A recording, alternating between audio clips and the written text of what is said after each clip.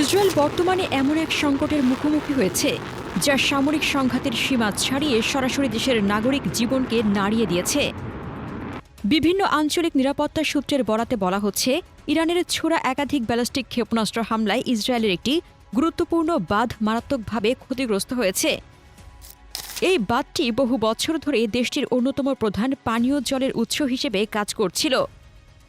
হামলাটি এতটাই নির্ভুল ও শক্তিশালী ছিল যে ক্ষেপণাস্ত্রগুলোর সরাসরি বাঁধের মূল কাঠামোয় আঘাত হানে এবং কয়েক মুহূর্তের মধ্যেই বিশাল বিস্ফোরণে পানির সংরক্ষণ ও বিতরণ ব্যবস্থার বড় অংশ ধ্বংস হয়ে যায়।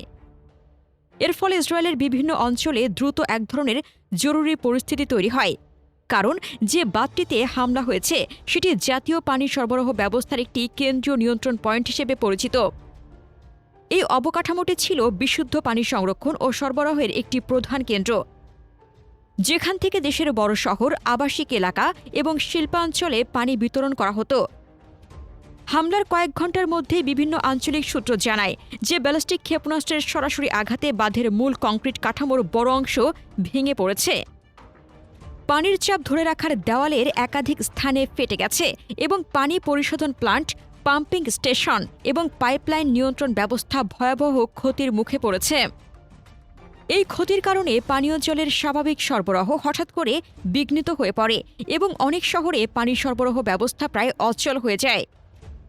ইসরায়েলের জাতীয় পানি কর্তৃপক্ষ দ্রুত জরুরি সতর্কতা জারি করে জনগণকে পানি ব্যবহারে কঠোর সংযমী হতে অনুরোধ করে।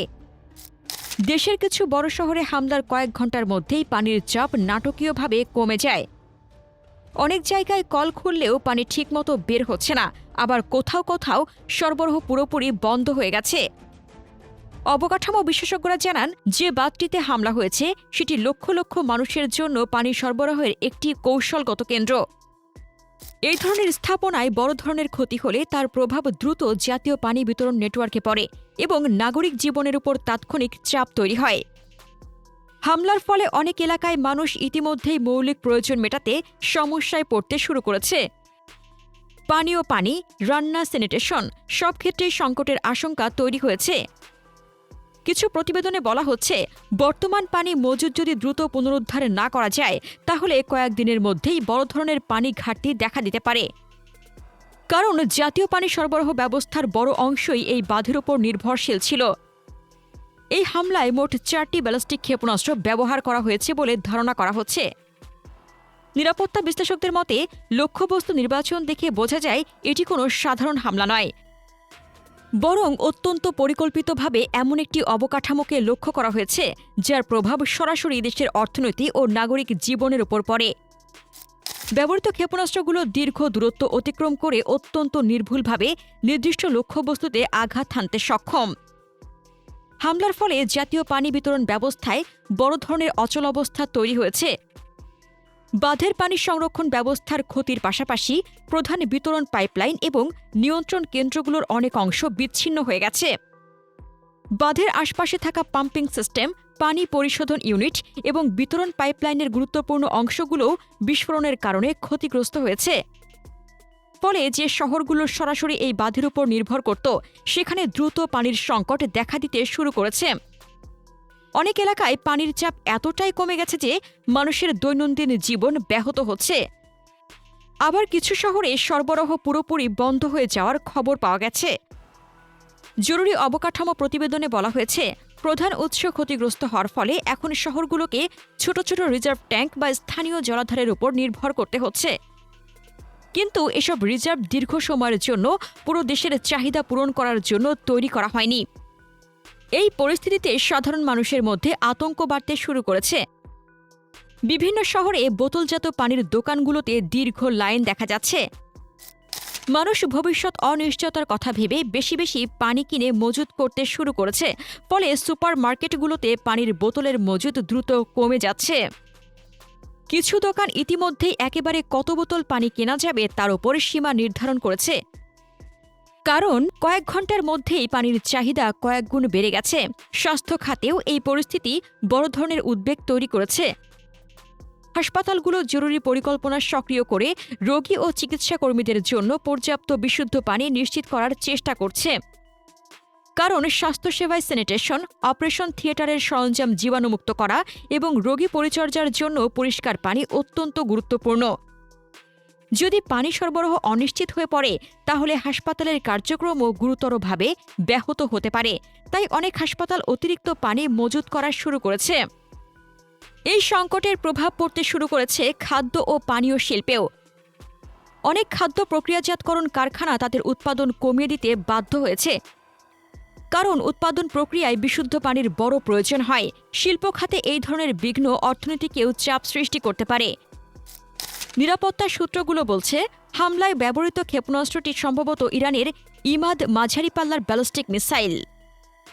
এই ক্ষেপণাস্ত্রটি প্রথম 2015 সালে প্রকাশ্যে আসে এবং এর পাল্লা প্রায় 1700 কিলোমিটার পর্যন্ত।